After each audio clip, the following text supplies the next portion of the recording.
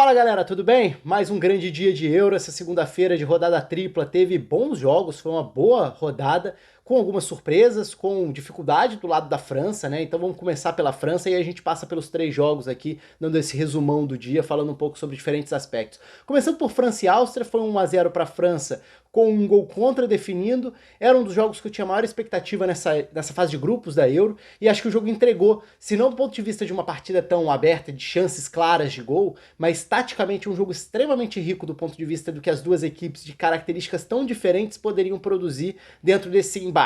Porque se a gente olha, é uma Áustria que tende a jogar com uma rotação muito mais acelerada, uma França que gosta desse ritmo de jogo um pouco mais lento. Eu entendo que muita gente termine o jogo frustrado, decepcionado, encarando a França como uma seleção que ficou aquém, mas se a gente pegar o histórico da França com o Didier Deschamps, é muito mais comum que a França jogue dessa forma do que a França faça partidas de grande imposição, que a França faça jogos, principalmente quando enfrenta adversários inferiores. A França dificilmente faz jogos, aqueles jogos em que o time é implacável, assim, o time não deixa o adversário jogar, então se impõe do início ao fim. Esse perfil, se a gente for comparar no que a gente viu na Euro, se a gente for comparar com o que a Alemanha fez, se a gente for comparar com o que a Espanha em parte do jogo fez, se a gente comparar com o que foi o primeiro tempo da Itália, e acho que tem também aí, claro, né, adversários são de características bem diferentes, a Áustria é mais time do que a Escócia, a Áustria é mais time do que a Albânia, a Áustria tem uma característica muito diferente quando a gente compara com a Croácia, que aí sim, a Croácia é mais time do que a Áustria, mas enfim, só porque muita gente vai olhar para outras equipes que jogaram bem e falar, a França tá no grupo das decepções.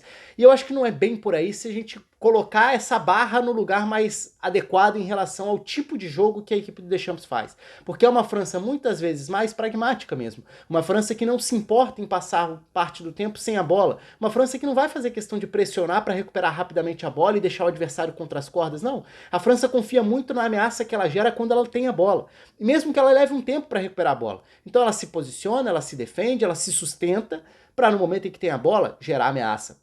E aí tem arrancada com o Mbappé, com o Dembélé, o Griezmann lançando, o Marcos Thuram sendo uma opção, inclusive alternando um pouco o posicionamento do Mbappé. Então, assim, é claro que pelo recurso, pelos nomes que a França tem, poderia ser uma França de uma atuação mais completa, no sentido de não dar chances ao adversário. Mas eu acho que isso é mais raro do que frequente quando a gente olha para essa avaliação dessa era Deschamps. E é um time que consegue constantemente ser forte jogando de uma outra maneira. E até por ter esse tipo de jogo um pouco mais moroso, um pouco mais lento em alguns momentos, embora tenha muita aceleração com os jogadores da frente, mas é um jogo de uma dinâmica, de uma rotação abaixo, esse contraste era muito interessante, porque a Áustria é o time do 100%, o tempo inteiro. É um time que tem no Ralf Rangnick uma grande figura, e é um treinador muito influente no futebol, então é muito legal uma Euro ter um Ralf Rangnick como treinador de uma seleção que não está na primeira prateleira, e por isso toda essa expectativa em relação à Áustria. E acho que o jogo entregou, e a Áustria fez uma boa partida. É claro que a gente pode falar de alguns problemas. De uma Áustria de pouca contundência ofensiva, de pouco poder de fogo na hora em que teve a bola e teve por longos períodos até para tentar furar um bloqueio defensivo da França. Aí faltou recurso, porque aí sai também do jogo que a Áustria quer. O jogo que a Áustria quer é um jogo de aceleração mais rápida. Então, assim, recuperou, acelerou, mordeu, roubou perto da área e pronto. Essa roubada de bola mais perto do gol adversário, ela tem mais valor do que uma jogada mais construída, porque não é exatamente o time mais habilidoso, não é exatamente o time mais criativo, mas é um time que sabe competir dentro desse modelo, que pede intensidade máxima, que pede fôlego máximo, que pede, em alguns momentos a Áustria abusou um pouco, duelos ganhos o tempo inteiro. A Áustria fez faltas duras, a Áustria foi pro intervalo com problemas em termos de cartões amarelos para sua linha defensiva, ainda mais quando você tem do outro lado um time que tem transições com o Mbappé, com o Dembélé, isso vai gerar problema, porque se você tem jogadores com esse perfil, uma falta em campo aberto contra eles, naturalmente é uma falta de cartão, porque para uma arrancada de um lance promissor.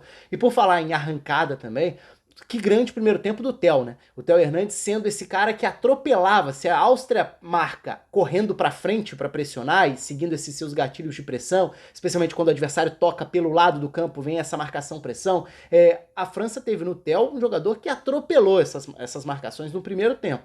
Então ele gerou muita vantagem, muita saída para que a França ganhasse metros e você, a partir do momento em que fura essa pressão, você está deixando muita gente para trás e o campo se abre. Então o primeiro tempo foi muito rico do ponto de vista tático e o Theo ofereceu bastante à França dessa forma.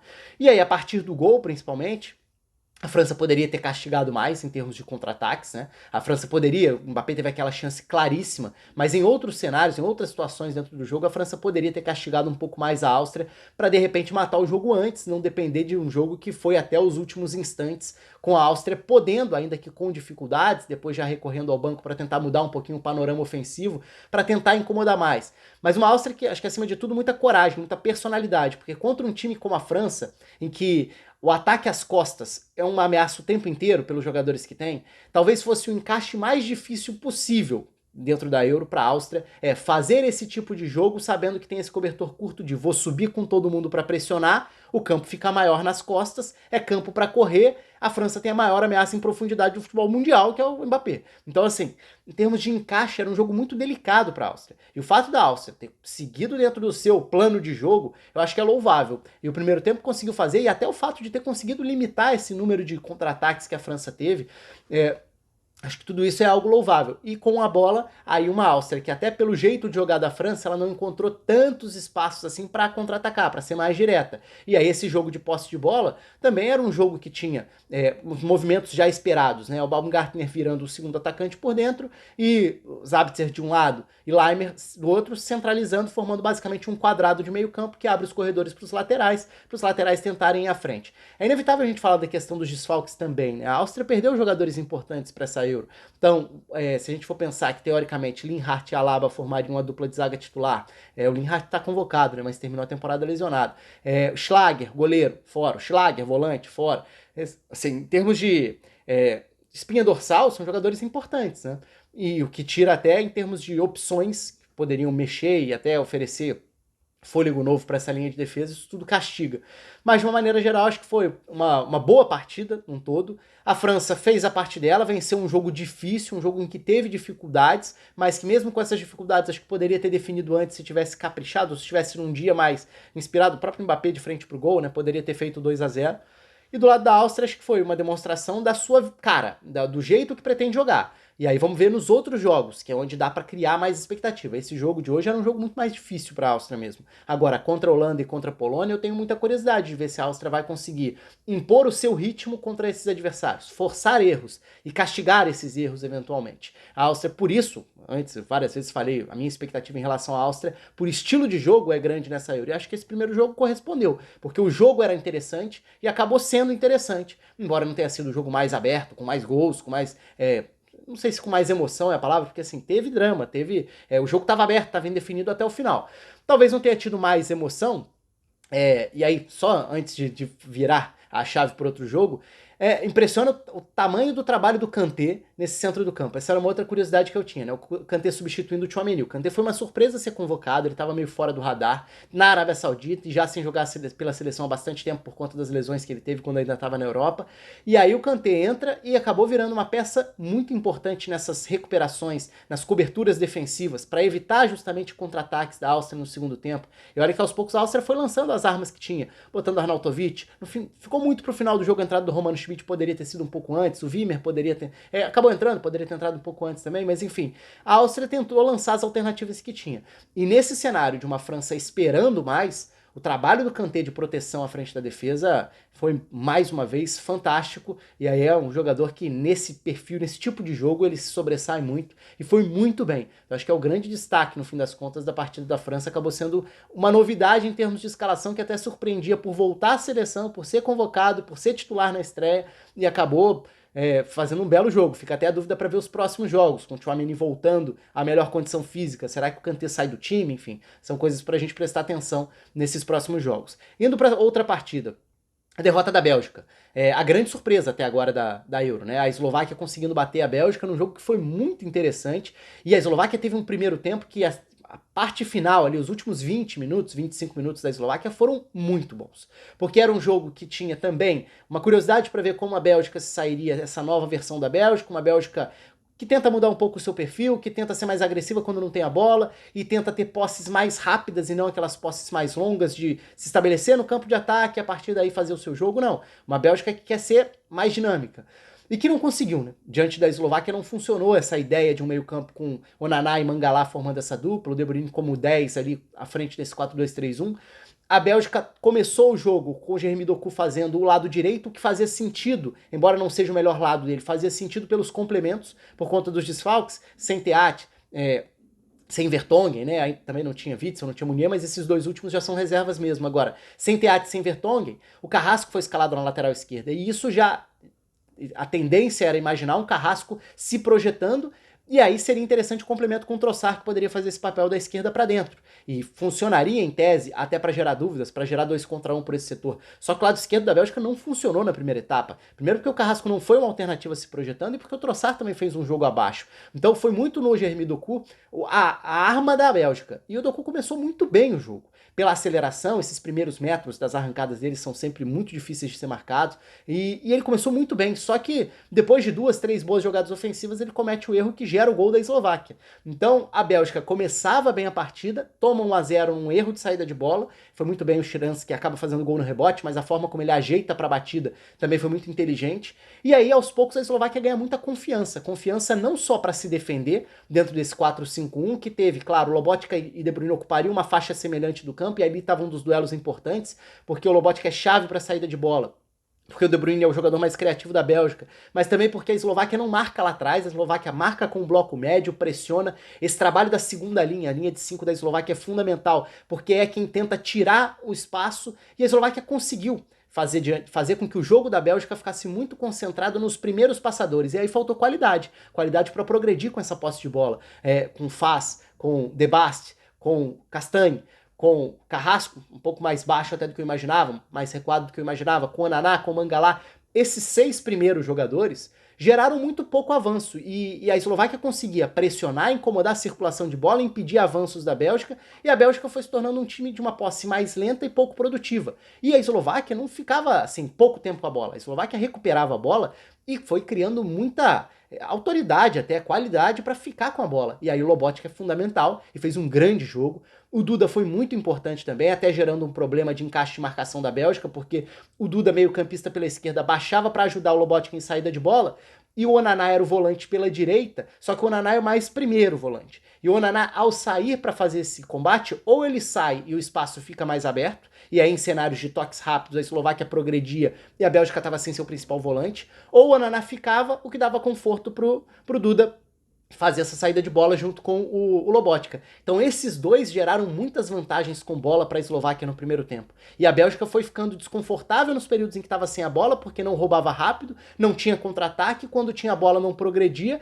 e o jogo não fluiu. O que se mostrou desde o início uma alternativa importante para a Bélgica? Ligações mais diretas, lançamentos mais longos. Já que esse meio-campo é da Eslováquia, já que a Bélgica não consegue progredir e ganhar território, ligação mais direta, tentativa de explorar uma bola mais longa. E assim a Bélgica no primeiro tempo já incomodava. Embora tenha tido um Lukaku muito mal na primeira etapa. Depois ele também teve azar, né? Pela questão dos gols, mas também perdeu chances. Mas quando fez, foi anulado e tudo. Mas é importante para a Bélgica ter um Lukaku numa melhor versão do que teve, especialmente no primeiro tempo.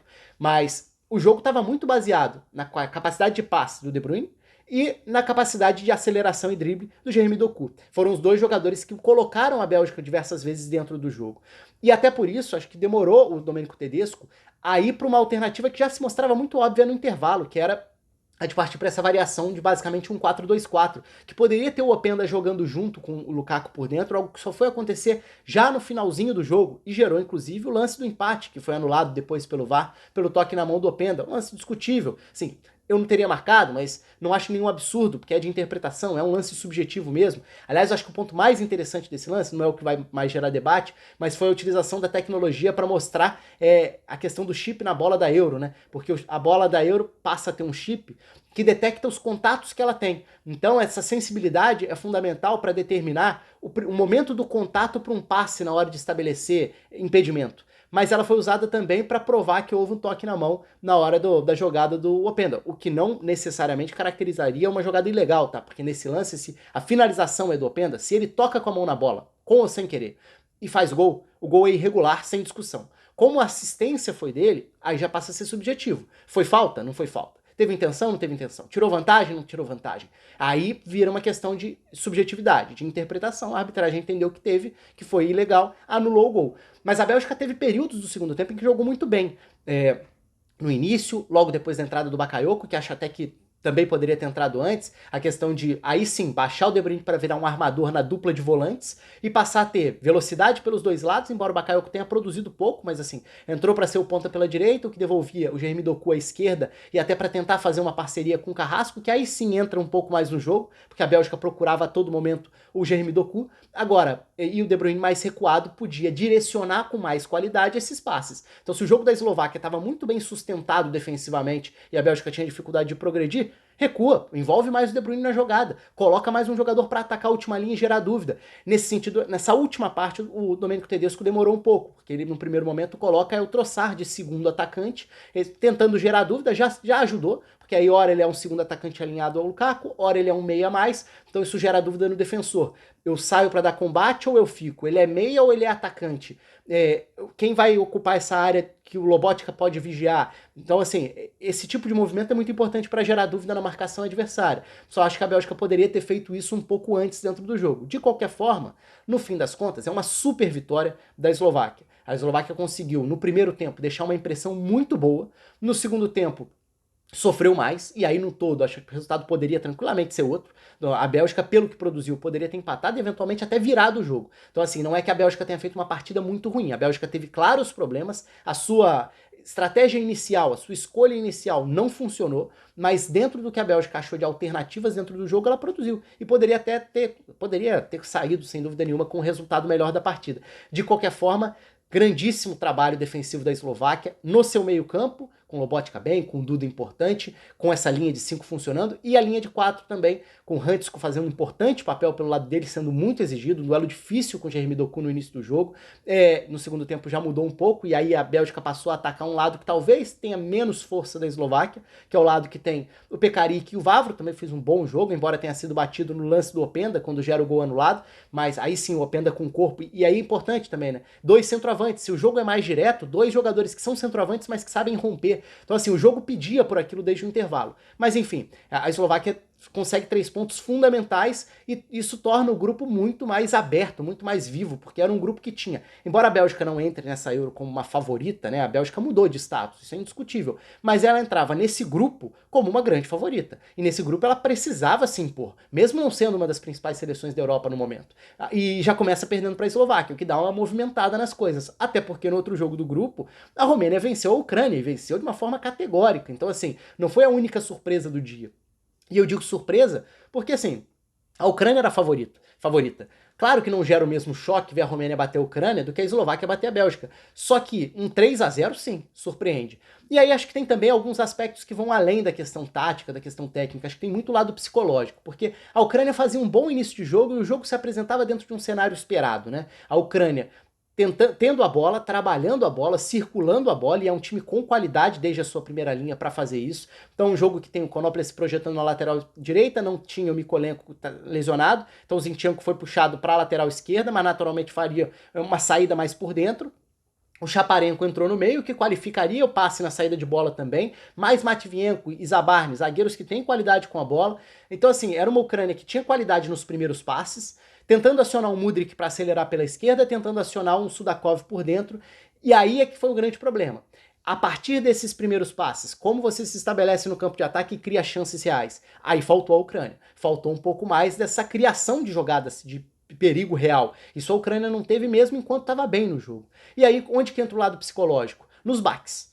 Porque, para mim, o grande nome da partida foi o Lunin. O Lunin acaba errando feio nos 2 primeiros gols da Romênia. Então, quando a Ucrânia estava fazendo um bom jogo com a bola, com confiança ainda, vem o erro de saída de bola. Passe errado no campo de defesa, passe errado do próprio goleiro. E o gol. Aliás, golaço, né? Porque o Stancho faz um golaço, é a característica dele, esse chute de média distância, mas é um golaço, mas ao mesmo tempo é um gol que nasceu de uma falha feia do Lunin. E por isso que eu coloco bastante peso no Lunin. Porque no segundo momento, no segundo tempo, quando a Ucrânia tentava voltar com aquele ímpeto da volta do intervalo para tentar de novo uma reação, outra falha do Lunin, porque o chute de fora da área do Marin era um chute defensável, foi forte, foi tudo, mas era um chute claramente defensável, ainda mais para um goleiro que vem da temporada que o Lunin fez no Real Madrid. Então, assim, o Lunin acabou sendo um vilão porque ele falha 2 vezes e a Ucrânia desmorona completamente depois de ficar 2-0 atrás. Se já tinha perdido confiança para fazer esse jogo de pé em pé no primeiro tempo, no segundo tempo acabou. O jogo depois do 2-0 e o 3-0 veio logo na sequência, aí a Romênia ficou tranquila dentro do jogo, porque a Ucrânia não tinha muita capacidade para voltar para a partida, e você via isso até no semblante dos jogadores. Agora, méritos da Romênia também, né? Porque se a Ucrânia circulava bem a bola no primeiro momento, mas não ameaçava perto da área, isso também tem a ver com a Romênia. Então, assim, acho que a gente tem que relativizar, porque eu acho que a Romênia não produziu tanto assim para construir um placar tão elástico, mas a Romênia cedeu muito pouco também e conseguiu, e aí tá um mérito muito grande. Porque não é que a gente tenha visto a melhor versão da Romênia dos contra-ataques. A gente não viu, embora tenha tido boas saídas com o Dragush, que jogou como 9, né, deixando o Alibek e Puskás no banco. Então, assim, a Romênia abriu mão de um centroavantão para colocar um ponta esquerda com maior mobilidade para jogar como 9, e o Coman começando na esquerda, e o Denis Mann como alternativa da direita. Esses eram os jogadores de contra-ataque. A Romênia conseguiu somar saídas a partir de um pivô, a partir de uma bola ajeitada, ela conseguiu atravessar o campo dessa forma. Mas também não acho que tenha feito um super jogo ofensivamente, que quando a gente olha no placar a gente pensa, a Romênia atropelou a Ucrânia. Não acho que tenha sido por aí. Os gols nascem de jogadas isoladas do ponto de vista de falhas, o erro de saída de bola do Lunin, uma bola defensável no chute de fora da área, chutes de fora da área, essa é uma característica da Romênia, também é um mérito aí, mas o 2-0 é construído, não que a Romênia estivesse jogando mal, mas os gols nascem sem que a Romênia tivesse precisado produzir muito. Então, assim, a Ucrânia estava jogando bem, mas faltou o gol construir mais. A Romênia não precisou construir mais para fazer os gols também. E acabou construindo a vantagem a partir disso. E depois chega o 3-0 e é um grande resultado. Mas acima de tudo, nessa proteção, né? A Romênia perdeu antes da Euro o Skretchel, que seria teoricamente o primeiro volante de maior presença, de maior força física na proteção à frente da defesa. O Marius Marin virou a alternativa. Eles já competiriam por posição. Mas esse é um jogo que acabou deixando uma impressão muito boa pela solidez defensiva. O Dragutin, em especial, né, é o principal zagueiro da seleção da Romênia, mas conseguindo dominar a área, ganhar duelos, se impor em um jogo em que o adversário, tudo bem, não construiu muito, precisou forçar muita bola lá para dentro, e aí o mérito da Romênia em não ceder. Aí foi um mérito grande da Romênia defensivamente, acho que foi o grande ponto da partida. A capacidade defensiva da Romênia para conseguir não ceder muita coisa a uma Ucrânia que tem mais qualidade em circulação de bola, em posse de bola e em peças individualmente falando também, mas que acabou sendo batida e por muito. Então, assim, é um grupo que começa de uma forma bem legal, porque começa indo para o inesperado, a Bélgica perdendo para a Eslováquia, a Romênia vencendo da forma que venceu a seleção da Ucrânia. Então é um grupo que fica mais embolado, mais aberto, mais difícil de prever o que vai acontecer pela frente, e até por isso foi um dia bem interessante de Euro, porque foi um dia que teve um pouco de tudo aí. É isso, o espaço está aberto para vocês. Nessa terça-feira, eu tô na transmissão de Turquia e Geórgia, 1 da tarde, na Cazé TV. Então, essa semana, todo dia tem jogo, basicamente.